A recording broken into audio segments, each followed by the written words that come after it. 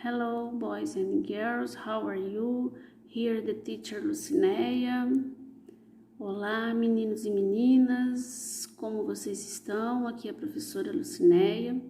Hoje nós vamos falar um pouco sobre o Simple Present, que é o presente simples, tá? Que corresponde na língua portuguesa ao presente do indicativo, tá? O que este tempo verbal descreve?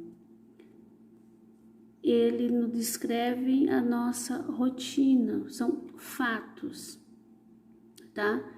E ele diferencia-se do que acontece na nossa língua materna, pois eles não são conjugados em todas as pessoas, tá bom? Para fazermos o Simple Present, nós usamos apenas o verbo principal na sua forma base, na sua forma infinitiva, sem o to, nas frases afirmativas, e nós usamos o verbo auxiliar do nas frases negativas e interrogativas. Vocês já viram este conteúdo lá no 7º ano, no 8º ano, tá? Então isso é uma revisão e o Simple Present ele é empregado para expressar as nossas ações do dia a dia, tá? Nossas ações relacionadas ao nosso cotidiano. Temos aqui então alguns exemplos. Peter has breakfast at work. Peter toma café no trabalho, tá? É um hábito, é uma rotina. The earth turns around the sun. A terra gira em torno do sol. Isso é um fato, isso é uma verdade. My parents aren't very tall. Meus pais não são muito altos. É um aspecto físico. She seems happy today. Ela parece feliz hoje. É um estado emocional. We don't go to the cinema very often. Nós não vamos ao cinema com muita frequência. Uma frequência, rotina, um hábito. The story begins in Brazil. A história começa no Brasil. Quer dizer, é uma narração, um resumo. As principais regras do Simple Present. Qual é as principais regras? Primeiramente, somente a he, she e it que eles são flexionados. Quer dizer, somente na terceira pessoa do singular que o verbo irá mudar.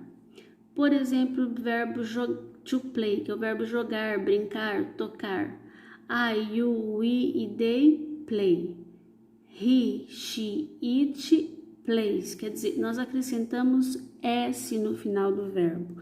Esta é a regra geral, tá? No Simple Present, nós acrescentamos S na terceira pessoa do singular. Qual é a terceira pessoa do singular? He, she e it.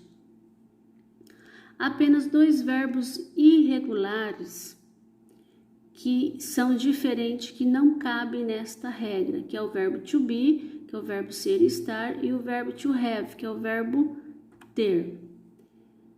O verbo to be, I am, you, we e they are, he, she, it is. O verbo to have, I, you, we e they have, he, she, it has. Isso na terceira pessoa do singular. Então, nós não acrescentamos S.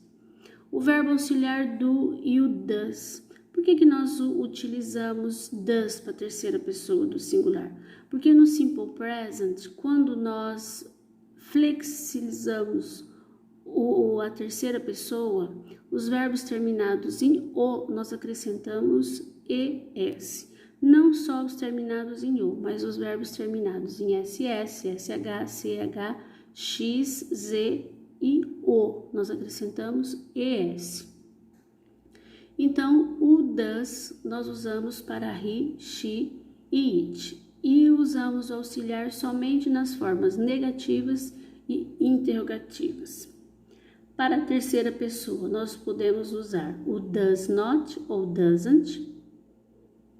She doesn't live here. Ela não mora aqui. Does she live here? Ela mora aqui. Observe na tradução para a língua portuguesa que o auxiliar não tem a mesma função que no inglês, ou seja, ele não tem valor de conteúdo. O verbo auxiliar, ele exerce apenas somente a função estrutural. O que é essa função estrutural? Está indicando que a frase está no simple present. Então, nós temos aqui, então, as regras ortográficas, foi o que eu acabei de dizer para vocês. Regra geral do simple present na forma afirmativa, eu acrescento S no final do verbo. Quando? Somente na terceira pessoa do singular. O resto do verbo não se flexiona. Os verbos terminados em SS, SH, CH ou X, nós acrescentamos então ES. He washes, ele lava. You wash, você lava. He goes, ela vai. I go, eu vou.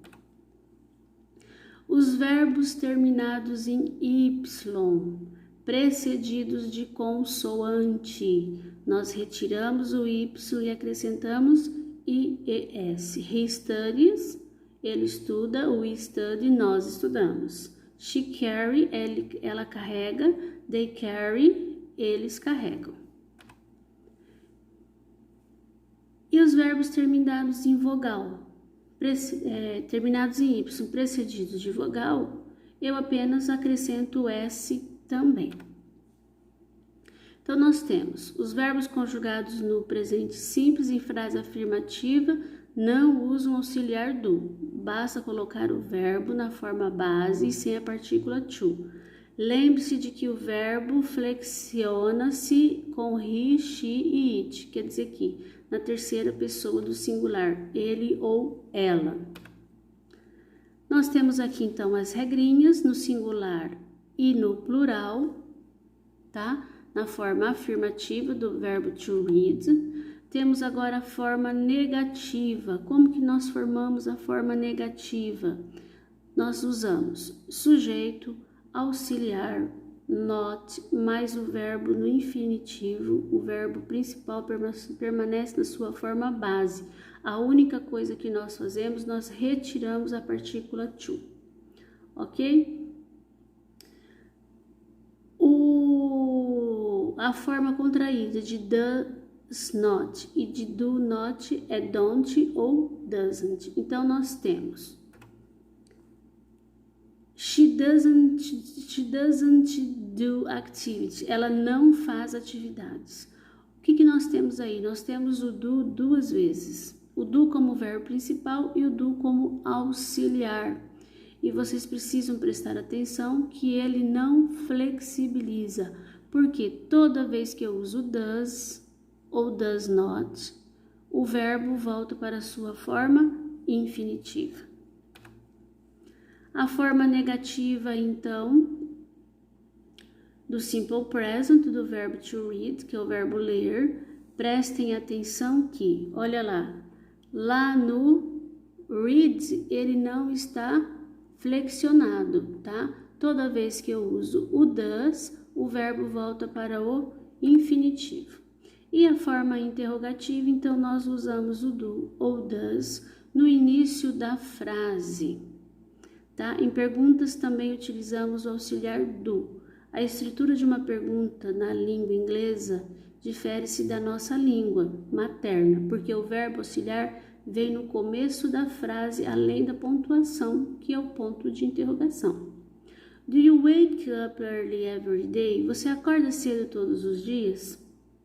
Poderíamos responder por meio de uma resposta curta. O que é uma resposta curta? Uma short answer. Yes, I do. Sim, eu me levanto. Or no, I don't. Não, eu não me levanto. Temos aqui então o quadro com a forma interrogativa do verbo ler, tá? Não se esqueçam que eu só uso does para he, she e it. Para I, you, we e they eu uso do. Now it's your turn. Agora é a sua vez. Que tal escrever sobre a sua rotina em inglês? Fale dos horários que você acorda, come, estuda, trabalha, faz exercícios físicos, descansa, dorme, etc. Lembre-se de que será necessário usar o simple present. Have fun. tá? Então, nós temos que entregar essa atividade no dia 29 de maio. So long, have a good weekend, see you next week and bye bye. Estou aqui à disposição de vocês, Qualquer pergunta no privado, ok? Bye bye, kisses, kisses.